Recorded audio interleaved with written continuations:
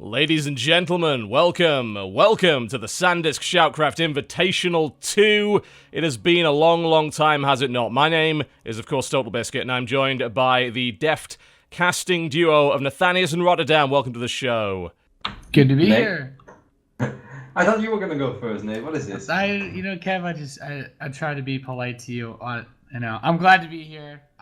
Really glad Starcraft 2 Legacy the way I think safe to say both Kev and I have been playing a lot of it. I'm very hyped to see some good players playing this game at last. Yeah, I think you've played a little more than me. I'm very excited as well. I'm just here to collect replays and make sure Nate doesn't go out of control with his memes. You know, I feel that's my job today. Yeah, that's pretty much what I brought you in for. I thought, I could cast him with Nathanius, but you know what? I'm probably not going to be able to handle him. You know, I mean, the club can't even handle him right now, so I certainly couldn't. What we have for you today is perhaps the first major StarCraft 2 tournament, Legacy of the Void, which is going to be very exciting. We have 8 top players that we picked with a wide variety of different criteria, but for the most part, we asked, look, who's good at Legacy of the Void beta right now? And these are the results that we got. You can see on the screen here the bracket, and we're going to kick off with Zest versus Bomber, followed up by Solar versus Stork, TY versus Rogue, and Beyond versus Parting, which I think is going to be absolutely awesome. No, for sure. I'm actually really excited to see Zest, because obviously Zest went to BlizzCon just like Parting, but in Parting his history, you could already see that he was playing a lot of Legacy, so I think Parting is going to be pretty damn good. I have no idea what to expect from Zest, and neither from Bomber, but I think Zest versus Bomber, I mean, when I saw that this was going to be our first match, I've been excited for it for days, and my replay saved button is ready, TotalBiscuit. I'm certainly glad to hear that, absolutely. I think we're about ready to go, honestly. I don't want to hold this up any longer. These guys are chomping at the bit, so we are going to set it up here. I'd also like to welcome our broadcast partners today. O Gaming will be casting in French, and of course, GSL's very own will be coming to give us a little bit of a hand today, and his name is Gasoda. He's going to be casting in Korean. All right, ladies and gentlemen, the game countdown has now begun. I am very, very excited to see what's going to happen with this series. Who is going to be the guy who has the edge in Legacy of the Void? Is it going to be the dominant Zest? The guy who is arguably the best Protoss in Heart of the Swarm, unless, of course, SOS had anything to say about it, or it will be Bomber, who has had a lot more time to focus on this particular expansion. We're going to find out. We're diving into the game right now. Alright, ladies and gentlemen, welcome to Arena. It's my pleasure to bring you, in the blue trunks, playing Terran to the west, sponsored by Red Bull, and a member of Team Spenu, it is Bomber versus their opponent. And I say them, because I'm convinced Zest is more than one person.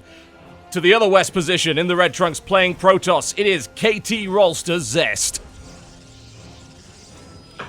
I'm totally with you, because no person should ever be as loud to be as handsome as Zest is, just by himself. So. I don't believe that. Yeah, I don't think that should be allowed. I'm really sure Zest was actually the first Archon, he just didn't bother to tell anybody. Yeah, I think one day it's just going to get outed that his muscles were playing the game for him and he just stood there looking pretty. That is very, very possible. Zest looking for what looks to be a very, very early expansion here, but of course, that's not really all that early in Legacy of the Void, is it? That sounds ridiculous to try and expand at 1 minute, but this is Legacy of the Void. You start with 12 probes. I can actually see this map already provide us with some real crazy stuff. I mean, after I've seen SOS play Campus at BlizzCon, you just look at these maps, and this is kind of like Dash Terminal upside down. So I really wouldn't be too shocked if Zest does anything very weird either here with some heavy air units, you know, maybe eventually Tempest or Carriers, or even just opening up with Phoenixes, because I think if you don't play Phoenix on this map, obviously this is drop paradise as well for Terran. There's no doubt about that. It kind of reminds me of a bastard child of Scrap Station, actually. Yeah, I mean, it kind of resembles in that airspace way, one of the other maps from the beginning. Already completely forgotten the name, but we'll go with Scrap Station. I also think Banshee play is pretty good in TVP now, since that Mothership core, the Photon Overcharge has a lot lower range, so you can do a lot more air harass. Definitely a reason why I think Stargate would be good for Zest as well. I mean, it is lower range, but the damage, the damage is so sick, especially if you cast 2 at once, you know. for some reason, I've been like the only pros in the world that really hated Reapers in Heart of the Swarm, and I always ended up losing a probe. But with the new Photon Overcharge, if a Reaper shoots at my probe one time, it's just like Photon Overcharge, get out of here. You know, it's like impossible to react for a Terran, and it just kills it pretty much immediately. And I guess Banshees do have more HP, but you know, if you can get a Photon Overcharge or two off, then I think even for Banshees, it's going to be hard to get out of range. Yeah, that's one of the big issues, I think, if you overextend with an air unit. With Heart of the Swarm, yeah, okay, you'll get tickled by the Photon Overcharge, you'll be sent packing, but if you fly in too close, you can actually end up going over multiple pylons that all have Photon Overcharge on them, and that can be absolutely devastating. Yeah, it's super sick. Even in PvP as well, you open up with Phoenixes and you think like, ah, cool. You know, I'm gonna pick up a probe, and then he drops 2 or sometimes even 3 Photon Overcharges, and it doesn't matter how quick Phoenix are or how beefy they are, like you're gonna end up losing one, and it's so frustrating. Gonna see what looks like a fairly standard opening here from Bomber. It looks like he's gonna go with the Widowmine into the Marine drop. So the 6 Marine, 1 Widowmine drop. The Adept was just kind of pressuring the front and denying an expansion for the time being. And in the meantime, what has Zest got at home? Well, he's got pylons.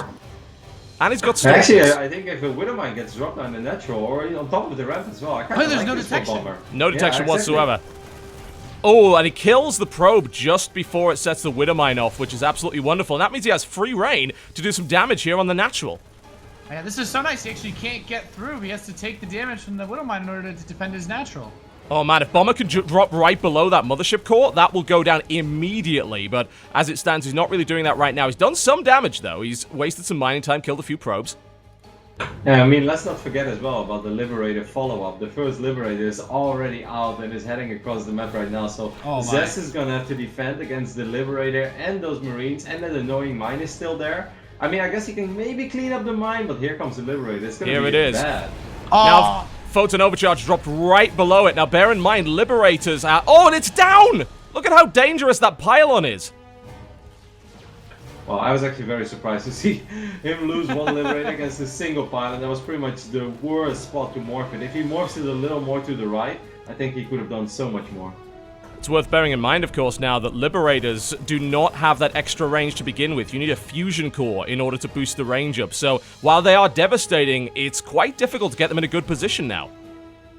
And that's an expensive loss to take early on as well. The Liberator is like 150, 150. He could have started everything. He could have gotten an extra barracks, had stem already started up way earlier rather than get that pretty much waste of the unit now.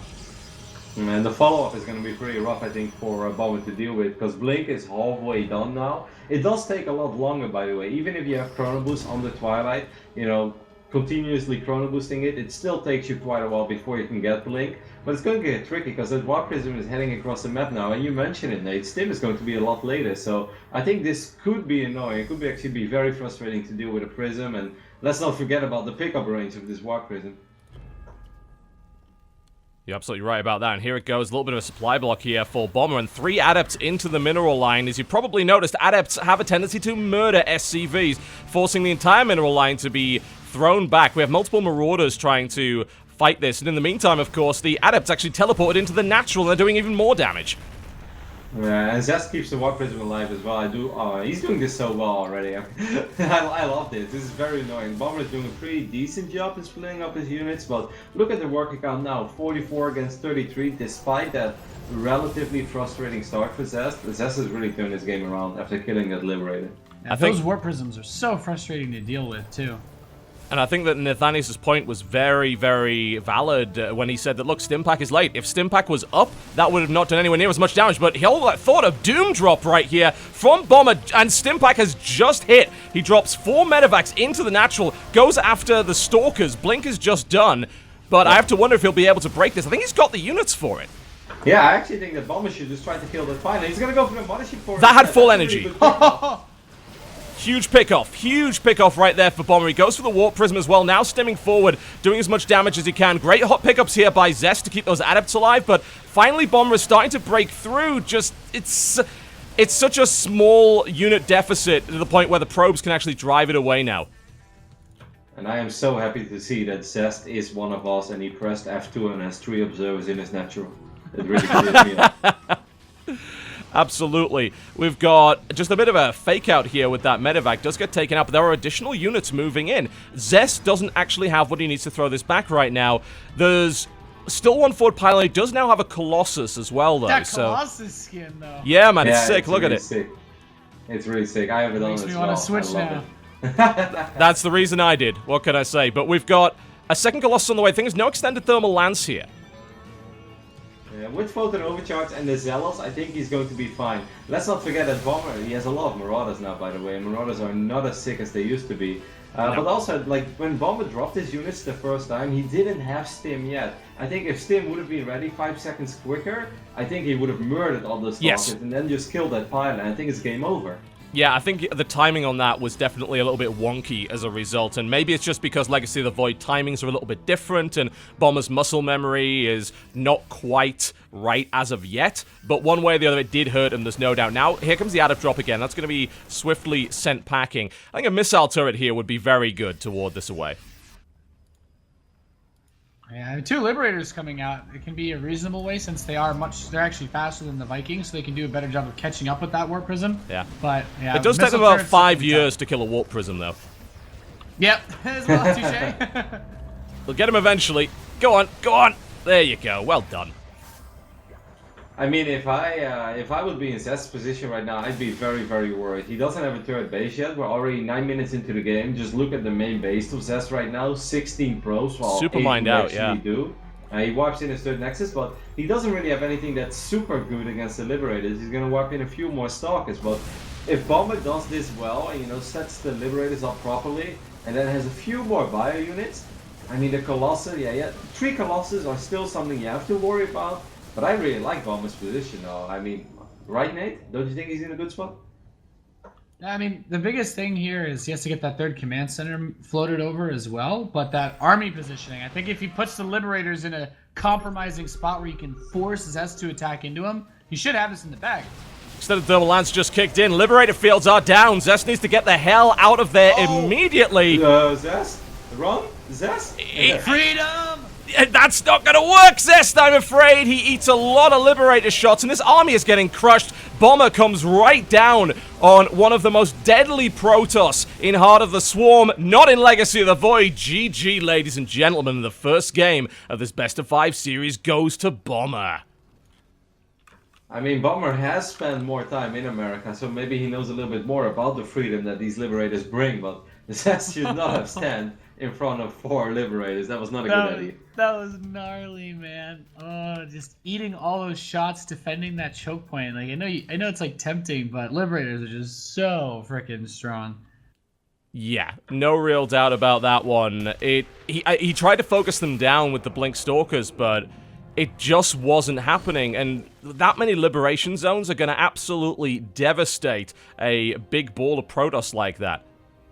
Yeah, I think you can do that if it's like 2 Liberators. With 3 it becomes questionable already, but if it's 4 and there's a reasonable amount of bio as well on the ground, I think that's when you just run and maybe force him to unseat, because Bomber was also like not sieging them one by one, but he did all 4 at once. So maybe he would unsiege all 4 at once, and that's when the moment I think Zest could maybe jump on it, but I feel by the time they started fighting, you know, those zones were already set up and there's just no way you can run into that.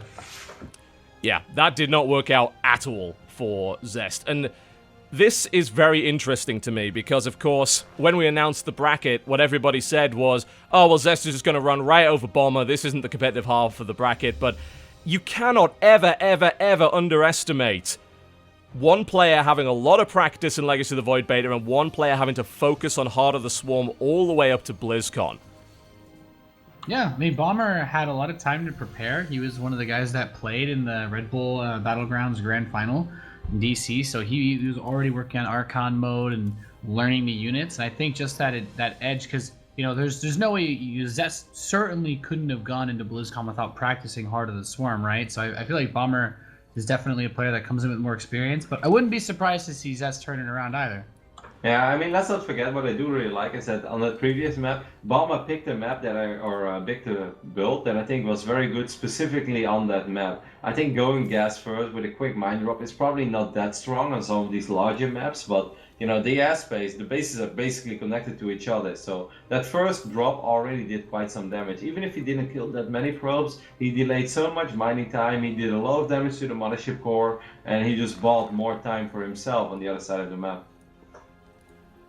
Yeah, I think you might be right on that one. And that maybe is a little bit of a shock there to Zest, who has been dominant for a long time. And Bomber, of course, is a veteran. Everybody loves him. But perhaps they weren't necessarily expecting him to be as competitive in Legacy of the Void.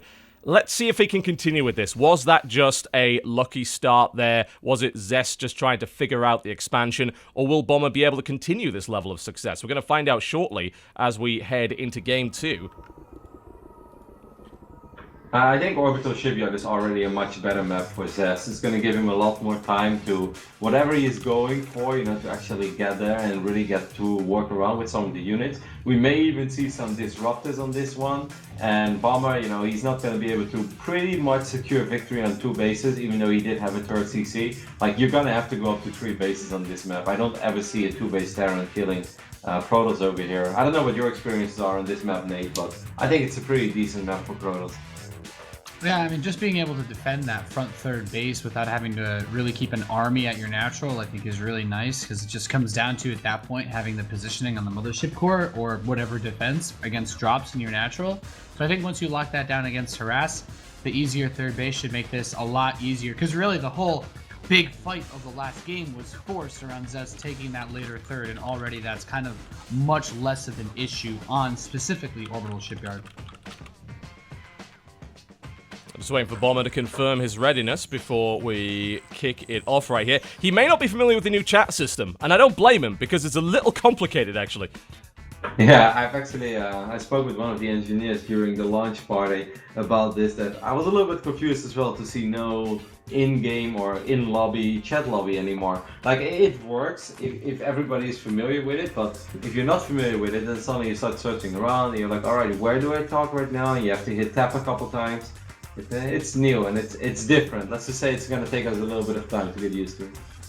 Yeah, I'd certainly say so. While we wait for Bomber, I'd like to mention something that we've added to this tournament, where it's what we call the Sandisk Extreme Pro Community Bonus Pool.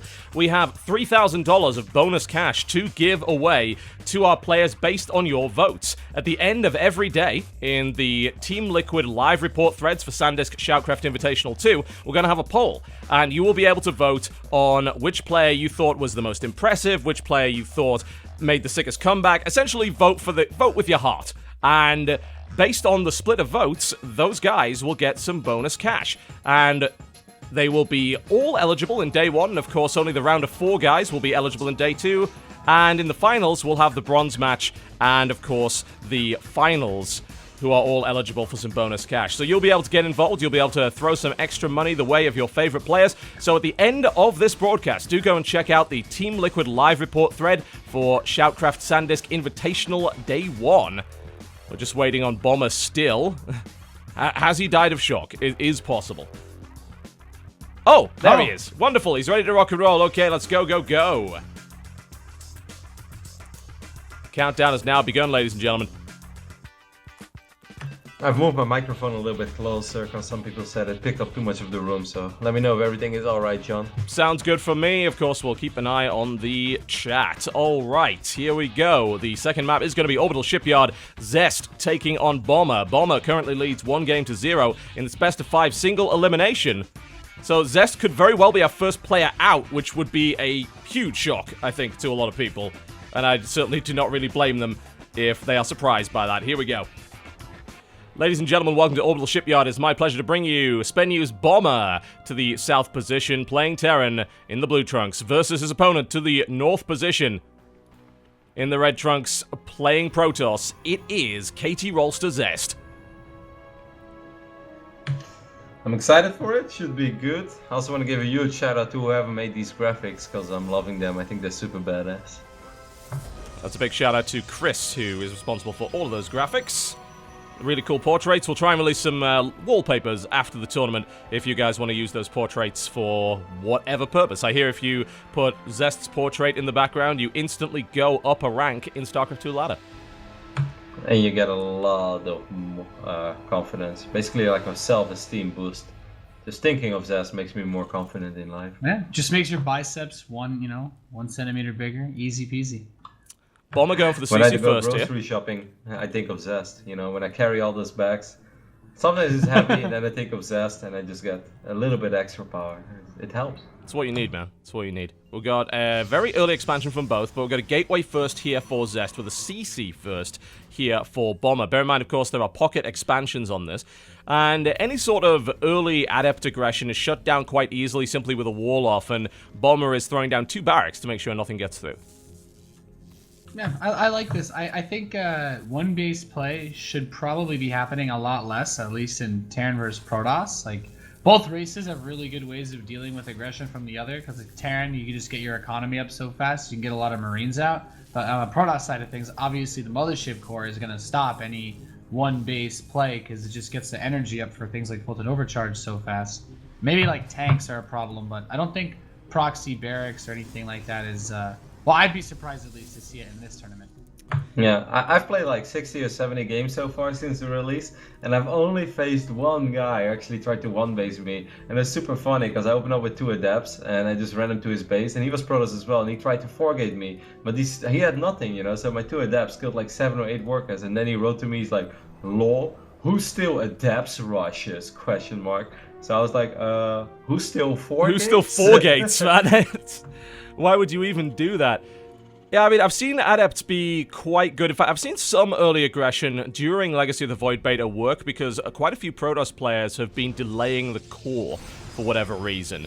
And I think that has a lot to do with it. Zest, on the other hand, is still playing very hotsy, so he wouldn't really have any reason to delay his core like that. But we have seen quite a few Protoss sink a lot of gas very, very early into either rushing out some tech, going double Adept opening, you know, as you just mentioned. That's still, to some degree, viable.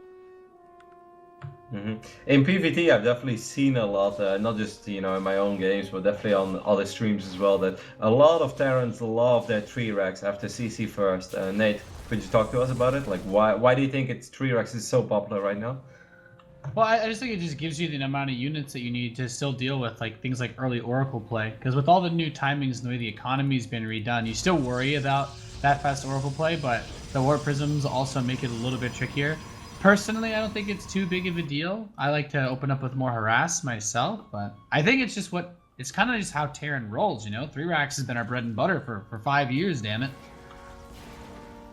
Yeah, I would say in the heart of the swarm at a certain point, it was mostly 1 Reaper into CC into Factory. That was almost like the standard for a while. Whenever I saw 3 racks at a certain point, I was surprised, but now it changes. And I also think it has something to do with the fact that a lot of Protoss players feel like they need quick blink just to deal with a Liberator in case there is one, you know, something like that. So I guess, you know, blink stalkers are great, but against 3 racks, and if the bio units are, you know, severely outnumbering the Protoss units early on, I guess it can be a little bit tricky. The last thing I would say about that is also, as you pointed out earlier, that Fulton Overcharge does so much damage. If you send a Reaper scout in and their core is done, like, you will lose the Reaper. Like, is it like 2 shots of Reapers? So it's also really risky to really move it on. You can't be as annoying with it, I guess I would say, as you could have in Heart of the Swarm. It's about time, Nate. It's about time.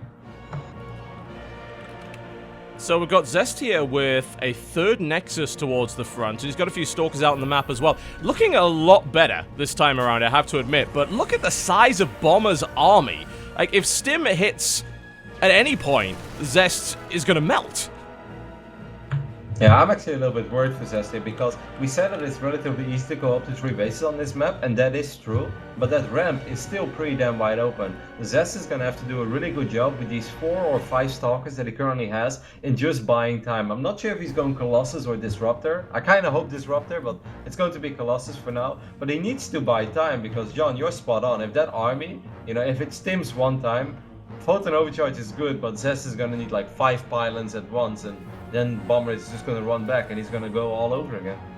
Yeah, I like being able to see the difference compared to the last game, right? Because we talked about right before this one started. This third base is in a much more defendable position for Zest than it was on the last map. So, and we also get to see the difference at the same time as Bomber doesn't waste that money on all that drop at the beginning of the game, how much faster he can get his stem up as well. I love the observer spread so far from Zest too, you know, just having one observer on the outskirts of the natural and of the main base on the left side. It's going to make it a little bit easier for him to deal with any sort of drop. I think he's going to see this first. Matter of fact, drop at the Stalkers is still a little bit out of position, but he has 2 pylons there. I love the positioning of the pylons actually. It's a small thing, but Bomber is going to back out. If he would have dropped that, just double float and overcharge, wipe in a couple of units, I think Zest would have been more than fine. Quick scout reveals the Colossus is in play, but it does not have extended thermal lance as of yet. It's interesting to even see Colossi, because during the beta, they were actually a fairly rare beast, not considered to be all that effective. Yeah, how do you feel about it, Nate? I feel like sometimes I still feel that like Colossus is the most decent option. Disruptors is amazing, but there's also some moments where if Terrans do a good job in baiting out the shots, then suddenly you have no real DPS anymore in your army. And even though Colossus are not as superior as they used to be, which even though it hurts my race, the Protoss, I still think it creates much better games. Just because they're not as good doesn't mean they're bad. Here comes the aggression right now as Bomber is going to try and hammer home on a very small army. He has a slight upgrade advantage here. His medevac count is a little low, but he does have a couple of Liberators in here. Let's see if Bomber decides to get greedy. I don't know. It looks like he's going to back off for the time being. What do you think about that? I guess he just wants to situate the third base, and seeing the second Colossus probably scared him a bit. I have to agree with Kev. I think for the Colossus, since they didn't give it back its damage, they gave it back the range, though. It's still pretty useful for getting that sustained damage in a fight, whereas with the Disruptor, you're really throwing those luckier shots out. But I do think that once we start to see players more practice with the micro and better at taking engagements, I do think we should see Disruptor play at some point. I would be surprised if it just got straight back to big Colossus balls. What do you think about replacing Vikings with Liberators, as we see Bomber currently doing? I don't mind it, especially if he could get fights like the one in last game against Zest. Yeah. Like if Zest is going to sit there and fight under liberation zones, then if I was Bomber, I'd just build Liberators all day. Absolutely. Why wouldn't you? I mean, Zest so far is playing pretty much the most standard Heart of the Swarm style. Probably just a build that he feels very confident with against Terran. Maybe also has the approach here that's like, alright, I'm just going to play very normal against Bomber, then I think I should be alright. He's going to send out a Prism with 4 or 5 units right when Bomber actually goes for his first big attack. So it could be a difficult hold here. It all depends on the Liberators, I guess. Alright, here he goes. Bomber is going right in. Liberation zones have been dropped down. Zest needs to get the hell out of there. He has learned his lesson from the previous game, that's for sure. Don't play with fire. I love how he inches forward. He's covering his Liberators with the ones that he moves from behind as well. So smart. This is going to give Zest a little bit of time, and in the meantime, he is going to go for a 4 Zealot drop into Bomber's base to try and do some economic damage. And at the moment, Zest just needs to keep getting this Colossi count up. He needs to increase his gateway count, which is what he's doing right now, and then try and defend that third. And here comes the drop. Yeah, Bomber has almost nothing in his main base. This is very frustrating. He's just going to stay forward. Oh, here he goes. And that is not a great position here for Bomber, I have to admit. He took a huge amount of damage. The Colossi Focus Fire cut through that bio very quickly, but with those Liberators in play, can Zest actually do the job? He blinks right under. He's trying to do some damage to those Liberators. He takes down one. Well, that's actually starting to look pretty damn bad for Zest. He's going to lose the Colossus as well. Yeah, oh man, he's sitting right in it. There's so many Liberators here right now, it almost makes me think that you actually have to play Stargate against this, and Blinkstalker wouldn't do it. The Colossi are down. There's very little left of Bomber's army, but there's nothing left of Zest. He's going to have to give up the third. All the game, GG. Oh man, those Liberators are such tide turners in the fight. Like Zest with this, I like how Kev said it, this Heart of the Swarm style. He really lets Bomber bully him, you know? He's like, oh, I'm going to use my new tools. You're not going to use any of yours, and you're going to pay heavily for it. It's actually really sick because I felt Zest was doing a decent job. I felt the first fight was alrighty. He didn't really lose that much. And then that Warp Prism was flying into the back of Bomber's natural, unloading those 4 Zealots. Bomber had 0 units in his main base. So it kind of felt like when Bomber stimmed forward, it wasn't really a stim that he wanted to do, but it was more like, oh man, this is going to be super annoying. I don't want to give him more time. I'm just going to go for it. And then suddenly he just killed everything. That's I'm actually pretty surprised. That was pretty murderous. I mean, you gotta think if you know, what really made that happen. And to me, it's all about the Liberators.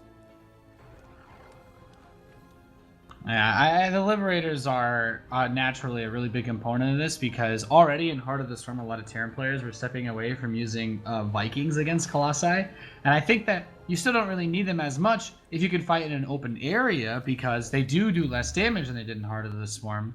But in my opinion, it also comes down to if you want to fight, if you want to force a fight when you don't have that wide open space, because, you know, he can spread his bio, but not a crazy amount.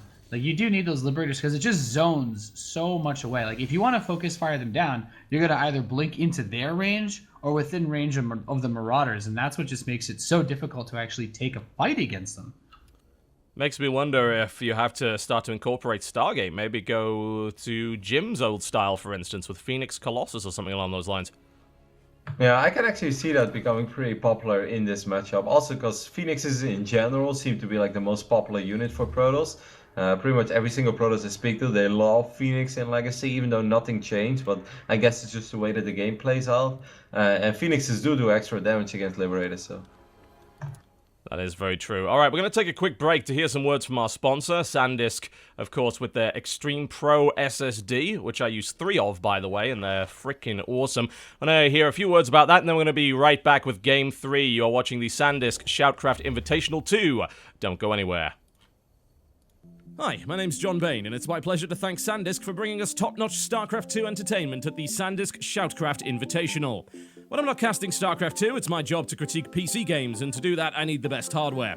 One of the best upgrades that you can get for your PC gaming experience is a solid-state drive, so I'd like to encourage you to check out the Sandisk Extreme Pro SSD. It's engineered for super-fast read and write speeds and consistent high performance 24/7. What does that mean for your games? Faster load times, faster boot times, faster install times. Less downtime, more game time. Plus, they're easy to install, run cool, and are both virtually silent and energy efficient. If you're worried about reliability, no need. Sandisk backs it all up with a 10-year warranty. Game without limits when you step up to the consistent high performance of Sandisk Extreme Pro. Alright, ladies and gentlemen, we are back and just waiting for the players to be ready to go here. This could be a very short series. This is not what I signed up for, John. I woke up at 4 AM because I'm losing all my ladder games and I want to see some Protoss win. And so far, Zest is down 0-2 in 20 minutes. This is unacceptable. I want something different. Yeah, I imagine Zest is probably thinking the same damn thing at the moment. Thankfully, we do have 2 other Protoss in the tournament who may be able to fare a little better, but anyone who underestimated Bomber made a horrible mistake. Yeah, it's nice to see, you know, Bomber's being... You know, good old regular Bomber, right? The big heavy macro, especially in that last game, just pushing out a lot of bio. He had a really big army, but you know he's not too stubborn to throw in the new units, and that's what's allowed him to take these 2 games. Well, in my opinion, pretty easily. Those engagements have been brutal so far. Yeah, it's good to see that Bomber still plays how we got to know Bomber. You know. Defend, sit back, build up an army, and once he attacks, he just ends the game. Would be nice to see a little more back and forth, but with Bomber, I guess it's always something you may hope for, but you won't always get it. True enough. Alright, here we go, folks. We are in the game, and it could very well be the last game for Zest, which would be a huge surprise to the northwest position here on Prion Terraces. In the Blue Trunks playing Terran, it's Spenu's Bomber, who currently leads 2 games to 0 against one of the deadliest Heart of the Swarm Protoss. To the southeast position in the Red Trunks playing Protoss, it is, of course, KT Rolster Zest.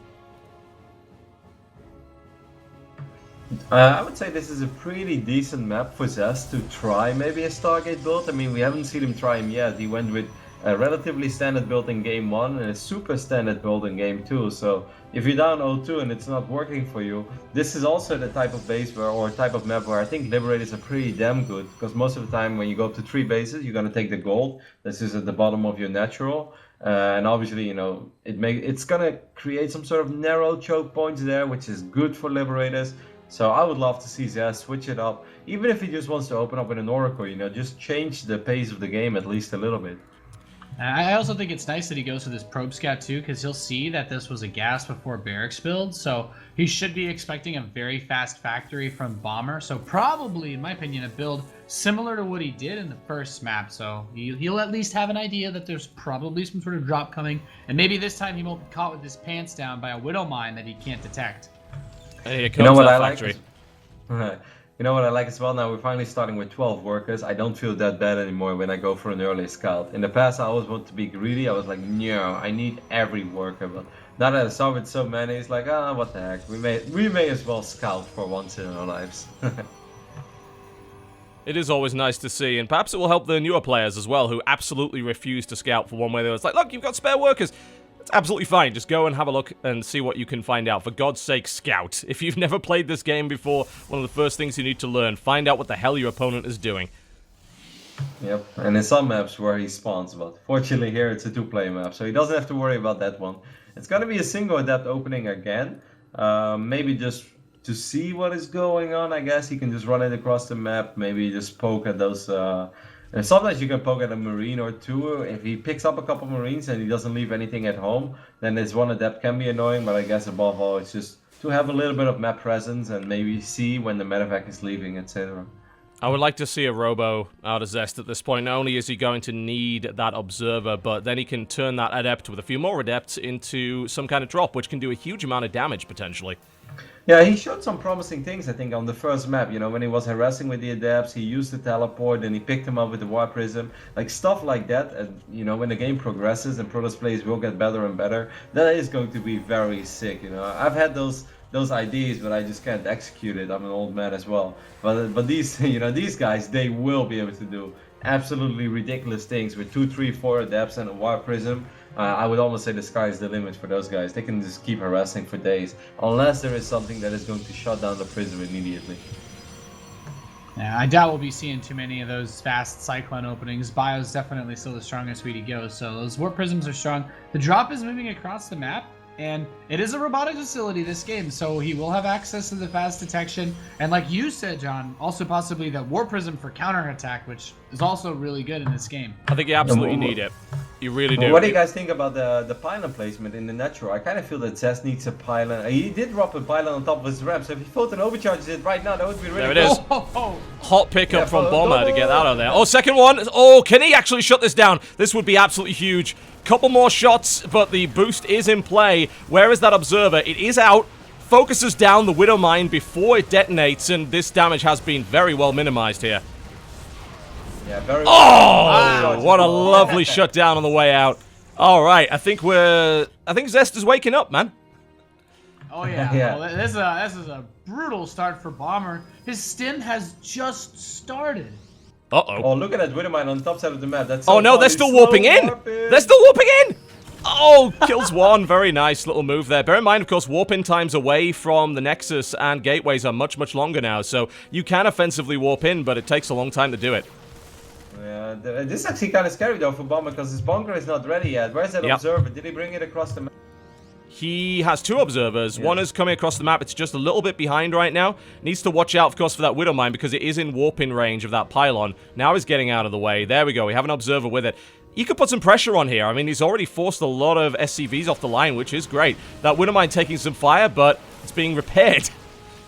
It does feel this is a pretty big commitment though for Zest, and I think Bomber did a really good job with that first Widow Mine. Not only did he identify that the attack was coming, he also killed the Stalker, bought a little bit of time for himself, and it allowed the bunker to finish up. You know, this would have been 100,000 times more scary if there was Blink, but Zest just went 3-gate, and he kind of stopped building workers for a split second. He's still up though, by a lot actually, but he did stop a little bit. He walked in a lot of Stalkers, and Stalkers are great, but right now without Blink, you know, these Stalkers, they won't do anything anymore. Yeah, breaking this position would be close to suicide. Even though there's no stim, he can try to force it, but I do like Zest going for this third base. If he has the map presence, especially on this map, pretty much every single base after your natural is going to be a gold. Like, you have that gold in the center, there's another gold right in front of it, and it's really your fourth that's going to end up being a normal base again.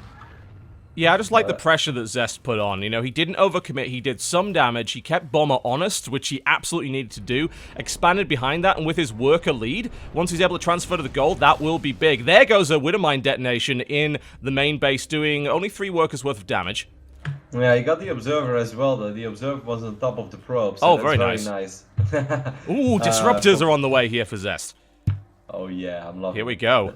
That's good. Zest finally realized we're playing Legacy. Good thing. Yeah. He's beginning to believe. He's still getting extended thermal lance, though, so he still believes in the Colossus, which, for the moment, is a decent idea, because there are no Liberators out, and I have to wonder if Bomber's going to keep building those. In the meantime, we have an Adept drop here by Zest, trying to do some damage and doing significant amounts. I mean, he picks off 7 workers and only loses a single Adept. I think I'm much better at Zest this game already. Yeah, Sorry, this is exactly what he needed.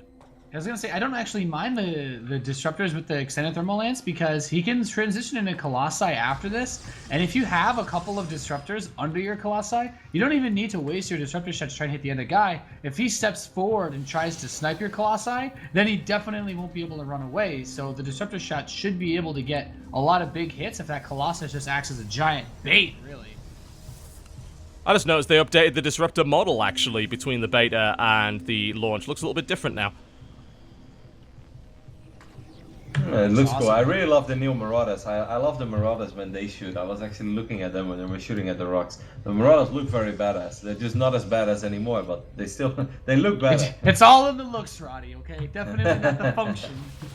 Form over function. Zest actually with the supply lead and the worker lead and the base lead right now. I mean, the income disparity is pretty heavily in favor of Zest. This is looking a lot better for him this time around. And even just map vision and map presence, I mean, you see he has pylons everywhere, he still has an observer here and there. He's gonna warp in 1 Zealot. I actually think that 1 Marine will be able to kill the Zealot on the right side. We have another Warp in here. Warp Prism comes in. The Liberators now focusing that Warp Prism down. The Adepts will be able to get out before the Warp Prism dies, but notice how much damage even those little pokes do with Adept drops. I mean, this is exactly what we saw in the Red Bull Archon tournament. It was all about the Adept drops and the Warp Prism play. That was what was allowing Protoss to really dominate over the Terran in the mid-game. I think Harass is just so important, especially for Protoss and Legacy of the Void. Like, it really has a big impact because of the power of those Adepts. And honestly, I'm just glad that Bomber's reminding me, because I didn't even realize this until now. It's that the Liberators actually can catch up to the Warp Prism if they don't have the speed upgrade. Yep. That is absolutely true. In the meantime, we see a large army posturing here from Bomber. It is basically the same size, but in come a couple of Disruptor shots, and Bomber just micros out of the way in time. But I think Bomber's going to realize this is a much different force here. Liberation zone's coming down. The Disruptors aren't ready to fire again, though. One is picked off. We need to see some force fields. That was kind of bad by Zest to just use both at once before the fight even started. The second one should be almost able to shoot, but he's going to be able to lose it. Wow. That is some gnarly control there by Zest, but also, as you mentioned, some very nice game awareness by Bomber, noticing that those Disruptors were just drifting out of position there. Needs to move out of the Liberation zones, of course. Able to do a big stim coming in. Man, if he had those Disruptors now, that would be great, but he doesn't, and he loses a Colossus as a result. Yeah, this seems like what happened in the last couple games, is he sets up the Liberation zones and he just bullies Zest in a way where he's just not able to get a good engagement, and honestly, it's pretty impressive from Bomber, but I think it really shows Zest's experience against this composition from Terran.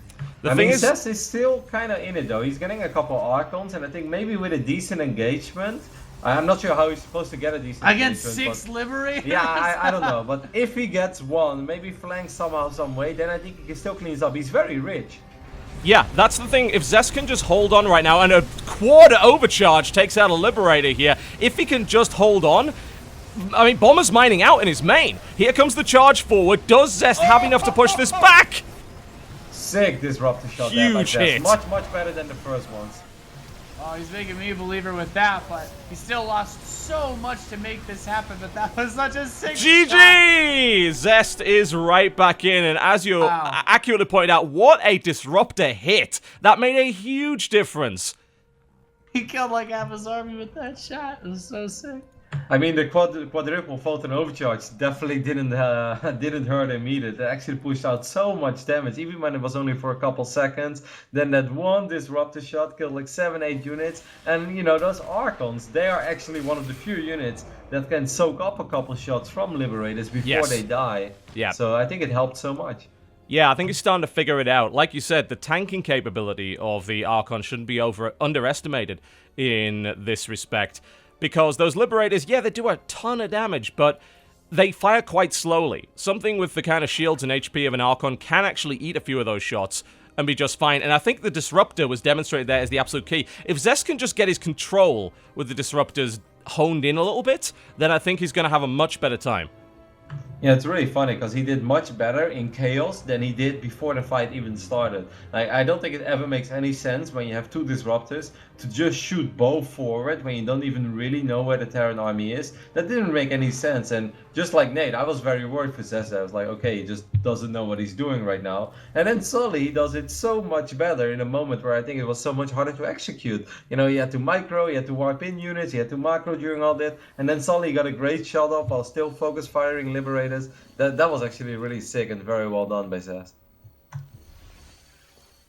I would still argue that a lot of that also comes down to Bomber, like, kind of unnecessarily pushing in, but I guess it also he like had to float over his main base during that last fight. He never actually took a third, so maybe that's why he did this, but he really pushed way too far up, like to let 4 pylons shoot at all your Liberators at once, and that's another really big thing that helped Zest, in my opinion, is all those photon overcharge shots that he got basically for free, because none of those pylons died in that fight either. Yeah, and the time-ups were pretty good as well. He still had time-ups. He just did everything there. It was just very well done by Zest. It was a much harder fight, I think, than it had to be, just because he messed up the first 2 disruptor shots and he ended up losing one and was a little bit out of position. But he had 4 more gateways morphing during that, and I think by the time he went for his first big warp in with all the Archons, it was well done. I still believe, Nate. You laughed at me, but I still believe.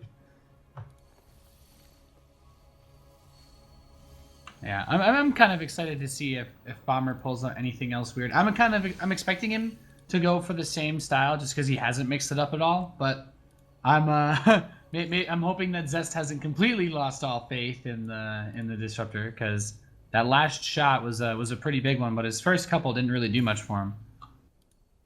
Well, I think it just comes with experience as well, experience and practice. I find it a very difficult unit to control, but also gives you a lot of satisfaction when it finally hits. You know, when you finally get that one decent hit, then you're like, yeah, Disruptor every game. We'll see. I'm sure he's gonna get better with it, and I just hope at least he can bring it to Game 5. Dust Towers is the next map, which I actually think is a very good map. A lot of people are kind of complaining about the maps, but I think this is the best map in the current map pool, and hopefully that is good news for Zest. Definitely.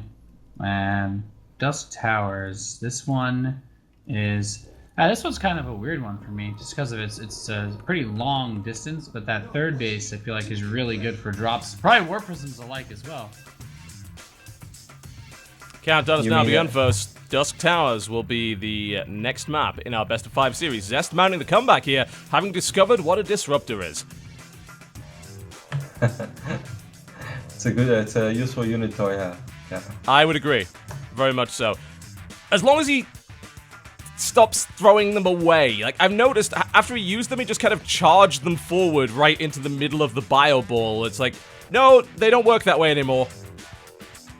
They used to, long time ago, but not true. It's pretty tricky to figure out how you want to group them exactly, you know, in which group you want to put them. And I think he's probably still figuring it out, what's the best way to group and control them.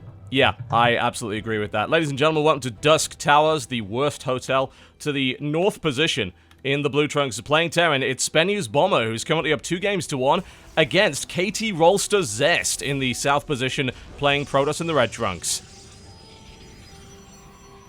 Did you just say Dusk Towers is the worst hotel? Would you stay at a place called Dusk Towers? That doesn't... I mean, maybe you could see cool Protoss scenery. I don't know. That's some haunted crap right there, man. Actually, the doodads, like, outside the main base actually looks like the place is completely destroyed. So I guess this is, like, Haunted Tower of Terror tier. I'd say so. I wouldn't stay here. That said, I mean, we've probably stayed in worse hotels over the last 5 years of casting, so it can't be too bad. Can Well confirm. Can confirm. Well Not played. always. Sometimes we get very lucky, but I've had a couple of youth hostels down the road. And Yep, absolutely. That's the way to go. That's how you get your budget. All right, let's see what we got here. So outside of a little bit of a worker duel, Bomber is going for the really quick expansion into the pocket, and so is Zest. Yeah, fast expands are the name of the game. You know, in Heart of the Swarm, Wings of Liberty, this was always like considered the way to be really safe against any Protoss that you thought might cheese you. Is just you just build your 2 barracks at the ramp when you CC first, and even if they proxy get you, as long as it's not in your main, your Marines aren't out in time for the Zealots, but you just repair the wall and chill. And it's nice to see that since you can get the wall up so much faster. This also blocks Adepts and Legacy of the Void, but Worker Scouts as well. Yeah, I actually haven't really seen a whole lot of in-base cheese. Have you seen any of it, Nate? And do you think we're gonna see any of that in this entire tournament, like an in-base gateway or? I'd be really surprised. I think the Proxy only runs? guy I've seen do it is naturally. If I watched a bit of Maximus Black stream, but he hasn't had too much success with it from what I've seen. It's hard to cheese in this game. Such a shame. My beautiful race. Yeah. You have to play them properly now, Roddy. With honor. Well, I'll be invited to the Overwatch beta soon. Don't you guys worry. I'll be fine. Definitely. Oh man, he's going to be a Tracer player, I know it. Yes, actually I am. Oh, disgusting. Disgusting. Twilight Council he does coming down like right to here for blink. Zest. Yeah, I think Twilight is still very good, and I don't think there's any... Like, Protoss is all about, in general, controlling the pace of the game as well, and you want to be able to shut down mobile units, so I think opening up with Twilight is pretty much always good. It could be different, he could go for Dark Templars this time. Let's not forget that Bomber stayed on 2CC in the previous game, so maybe quick DTs could be an option here, but if Zest decides to just go for Blink, I don't mind it at all. Like, I think it makes sense, and I think this is kind of the way to go with Protoss, at least at first. Unless you want to go Stargate, that I think is the only other real option for you. Yeah, I like seeing the Blink play a lot. I like you mentioning DTs though, because I remember that very brief period of time when the scan cost 100 energy on the orbital command. Like, that was actually the worst time ever, because then the DT drops every game, and it's just like, you only have 2 scans, and if you don't get them, like, there's no third one on the way. It's like 3 minutes before you have that next one, so it was super annoying, but most of the time I've seen Blink. I do feel like I've seen some Protosses, I can't remember where, maybe it was like Hawker MC, we were talking about how much they like Stalker Disruptor versus Terran, but I'm very curious to see if Zest busts that out. You know, maybe he was just playing with our hearts the first few games by looking so confused. It's all entirely possible. Big thanks, of course, to the viewers who've just passed 10,000 concurrents on the main stream, which is awesome for 6 o'clock in the morning Pacific. That's not bad, not bad. Yeah, on a Friday I believe it is as well, right? So still Yep. a lot of people going to university, work, whatever. So, Very true. I'm still waking up, but Zest is helping. He light up my pylon a little bit in that previous game. You know, I needed that. I'm sorry, he lit up your pylon. What is that, a euphemism? What? Yes. You know the USB pylon? Every single time right now, anything goes well for me, I turn on the light of my little USB pylon. And it's like, yeah. Learn more about Rotty's little USB pylon for only $14.99 a month. Yeah, at myfreecamps.com, right, guys? You right? Something like that, yes. Alright, now Zest is posturing once again, and he's actually getting a much earlier disruptor here. It is no Colossus at all. Yeah, Blink Stalker, Disruptor. This is kind of what I wanted to see. I haven't actually played against this too much myself. He but could cancel that CC. He absolutely could if he knew it was there. Bomber is distracting him with the floating factory. And in the meantime, Bomber rolling out with a few units, which should be more than enough to push that back. He actually doesn't even know it's there, does he? No, he has no idea. I'm still surprised, by the way, that Bomber just floats the factory out. I feel like it's actually useful in this game because the Colossus is so much less effective, but maybe he knows that Zest is just going to build Colossi, because I do feel like spacing out Widow Mines is way easier when most Protoss players don't actually build a lot of Colossus anymore. What I like from Zest so far is that he keeps his stalkers out very far. He knows where the units are from Bomber. and he puts them in an aggressive position. So even if Bomber wants to start moving out, he's gonna lose units one by one. Maybe a medevac. Well, Medevac for a Stalker? I'll take that trade. Yeah, that's alright. Nothing wrong with that. Yeah, I'm starting to like Zest's position a lot more now. He seems to have got the idea. I like these early disruptors. We do need to see some good control, of course, and I think the combination of the disruptor and the sentry is going to be the key thing going forward. Can you land the force fields to lock the army in position so you can hit them with the biggest disruptor blast you can? If you can do that, that could be absolutely devastating. I also think it's worth noting defensively, like if you try to dive on those photon overcharged pylons, and the disruptors are still going to Shrek you. Yep, that is true. There's not a lot of units here for Zest, though. He's going to have to rely on some really good disruptor shots as well as great photon overcharges to drive this army away from the third base. But Bomber scans and like, nope, I see disruptors and pylons. No way. Yeah, I think the most important thing in situations like this for Zest is just don't use both disruptors at once. You know, shoot one, force him back a little bit, buy some extra time, then shoot with the other one, and by the time that is over, then the first one is almost ready again. I think as long as you do that, you make it very difficult for Terran to, you know, run up a ramp with sentries, with photon overcharges available. That's just way too scary. Yeah, and speaking from experience, I think the best players I've gone up against that use disruptors will always just fire one at a time. They'll have like 3 or 4 disruptors, and then you can never just dive in on top of them because you're always worried about the disruptor shot getting you. As soon as you see that energy ball coming towards you, if you're stimming, you can run away from it. But if they don't fire them all at once, then you're just 100% non-stop stimming to avoid getting hit. And that's what allows like the Blink Stalker part of the army to rip you to pieces. I'd imagine that would also be very effective with the Colossi as well. You overstim, it's so easy to lose a pile of Marines with one blast. Yep, yeah, Colossus still, like we said before, and we even saw as well before, they are still good, and you have to be very careful. Still gotta respect them a little bit. Zest's gonna have to be careful here though. He goes forward with one disruptor. At least he only used one this time, so yeah, he's making progress. I like that. He's getting the idea. I mean, he's sitting on 2 disruptors right now. I'd love to see another one coming out of him.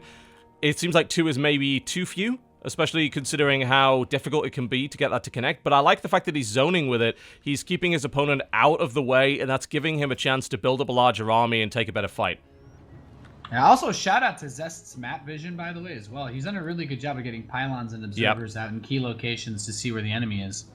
He's wiping in a couple of Dark Templars as well on the north side, so as long as he's buying time with these disruptors, that's going to be so annoying for Bomber to deal with. There's no turrets! Yeah, Bomber has absolutely no idea that this is coming. Oh, that third base is so exposed. Absolutely is. That could certainly take some damage. A couple of pylons going down here. And we're just waiting to see what happens with that DT, which is making its way into the third. In the meantime, Bomber attempts to posture, and Zest is looking for a good position to fight in. He's going for the Archons again. I like it. Yeah, this time the Liberators, he has more Liberators even though. This is going to be very scary. Bomber still has to deal with those Dark Templars at home, but he doesn't really want to worry about them, so he's just going to go for it. This is actually going to be a very weird and hard to call fight, I think. It really is. Pushing this ramp is going to be so tough. He does finally clean up the DTs back in his base, worth noting. It's getting closer and closer. Oh, here we go. Zest is actually getting a little bit risky. He's not even going to use the photon overcharge. He wants to push out and use instead the time warp to allow him to get some disruptor hits, but doesn't look like he's managed to do that right now. There are a lot of Colossi up, but I don't know if there's quite enough at the front here for the Protoss player. Bomber doing such a good job in splitting up a couple of Marauders, focusing down these Colossus, and pretty much only Stalkers remaining. One the control, though. Join in, but Big Daddy Immortal. Indeed, standing tall, and the control from Zest with the blink was just monumental. And Zest drives it back. That control, though. He did lose a lot of very expensive units. He lost all the Disruptors, he lost the Colossus. Did he even get a decent hit with the Disruptors? I didn't see one. No, I don't think he did. No, the Disruptors died immediately to the Liberators. Ouch. Yeah, it was very cool leapfrogging by Bomber. He had like 5 Liberators, and he unsieged 2 or 3 at a time. And at a certain point, he's just like, all right, Zest, you're gonna have to fight. And when he unsieged 3, Zest is like, okay, this is probably going to be my moment. He's actually working on a starport. Ooh, almost had it. Almost had it. Bear in mind, there's 4 Liberators at a time coming out. Those can be driven off of reactors, so we're seeing a very, very large force of Liberators on the way here. What about Storm, Nate? Isn't Storm very good right now? Like, why wouldn't you go I Storm? like it. I like it. I don't know. I think it's just Zest sticking to those Heart of the Swarm routes right now. That's, to me, that's the only reason why you build so many Colossi. They're like, I really feel like it was the Immortal and the follow-up Stalker Warpin that really helped clean that army up. But yeah, I like Storm. I'm not gonna disagree with you, Roddy. I think it would make it so hard for Bomber to get a good fight, and let's not forget that like any Storm you get off on Liberators is also damage that's gonna stay there for a while. Just blinking out as the Force of Bomber once again moves across the map, sitting on 7 Liberators and a huge amount of Marauders. This is going to be a problem for Zest here. Yeah, I'm with you. He also has a ridiculous amount of Stalkers, which is obviously good in sniping those Liberators, but fighting against the bio units, I don't really see a whole lot of damage output coming out of it. No, he's going to need certainly a lot of Zealots. He's mixing in some DTs. There is a drop on the way with the War Prism, but he realizes, God, look at the size of this army that's coming down. I mean, the Stalkers aren't going to last. He's right in the middle of the Liberation Zones. Ho ho! Gets Ouch. a lot of damage in on those retreating forces. And that supply, look, it's just, this is what Bomber does. Like, Zest has a lot of money to warp in forces. He has the 4th base, but this War Prism needs to make some really big plays, and frankly, it's not. No, Yeah, it's not. It's going to get chased down. I don't. Yeah, actually, he's gonna probably end up losing it with all 4 units inside. That hurts. Really There were hurts. 2 DTs and 2 Adepts in there. That's an expensive loss. It is I worth just don't noting really that like Zest the has a timing. fully secured 4th base, whereas Bomber does not right now. Oh my God, Bomber doesn't care. He's pulling. He's going for it. Choo choo! Low Bomber floated over his natural command center. That's funny. I didn't even see that. Oh man, this is going to be incredibly hard to hold. I mean, you're going to need incredible disruptor shots, and he doesn't even have one up yet. He's building one, and I don't think it's going to be enough. The Zealots move in, Sentry's there, and then the Liberation Zone's dropped on top of the entire Protoss army, who's now having to retreat immediately. Yeah, he can zone this 4th out so easily, too. He can just run over and kill that, but I think with all the SCVs he threw away, he does still need to end the game here. It's very important to mention there is no Mothership Core, by the way, for Zest, so no Fulton Overcharges to fall back on. Where's the Disruptor Shot? Disruptor Shot is right in the middle there. It didn't go off. GG. And that's it. Zest is out of the tournament, only pulling a single map. It's pretty surprising to say the least. I really didn't see that coming. I expected Zest to win this series, actually. Maybe 3-1, maybe 3-2. But Bomber played very well. And Zest's play felt a little bit off at times. But definitely credit to Bomber for using Liberators in the way I think Blizzard had them in mind. Yeah, I really liked Bomber's use of the Liberators. I feel like in this series, the War Prism play was cute from Zest, but honestly, the Disruptor Micro didn't really amaze me, and I feel like I would have liked to see a little bit of a different composition. I don't know. The Colossus definitely don't have that same potency because Liberators are so good at zoning away the forces that normally protect the Colossi. Yeah, there was a lot happening towards the end of the game, so I couldn't really finish my sentence. But at a certain point, I didn't really like what Zest was doing either. Because he took a big fight in the middle of the map, he kind of lost it, and then right after that, he drops 4 units into the natural when the fight is over. So obviously Bomber will be looking there. He shuts it down immediately, and then he also kills the Prism. So Zest ends up losing 10 units, basically, you know, 4, and the War Prism, or 9 units then, I guess. Math is hard at 5 AM. And that's just super, you know, that's crucial, especially when your opponent is about to all-in you. 9 units can absolutely make the difference. Think of like 2-3 Archons that he could have had extra. Think of an extra Disruptor, maybe even 2 Disruptors. Maybe a Mothership Core, so we could fall back on some Photon Overcharges. I felt it was very silly from Zest to go for such a big investment in that phase in the game. I think worth taking note for Protoss players, you know, if you're going to fight against Terrans like that, those Colossi, they have the range, which is nice, that they can kind of fight outside of Liberation Zones, but unless you can get a Terran in on, unless you can contain the Terran player, I don't feel like it's that strong. Like, he forced him to fight in so many awful choke points when those Liberators were able to really just pin him in. Like, that's the nightmare scenarios. The last place you want to fight is somewhere where all those Liberators can put their zones on one spot and your army has to pass through those zones. And one thing I do want to give Bomber credit for, though, we already mentioned it a little bit before, I think John said it as well. His macro was on point. He was always spending all of his money, while Zest on the other end, you could see that Zest was still kind of figuring it out. How do I spend all my money, you know? Because in Legacy it's so different. It's not just that you start with more workers. On a certain moment you feel like you're broke, and then suddenly you're very rich and you focus on something and you're rich again. And you could see Zest almost all the time 12, 13, 1400 minerals. Bomber on the other end has like 100 or 200. So I really felt that Bomber's macro is perhaps what made the difference in this series. And of course the use of Liberators, but combination of both.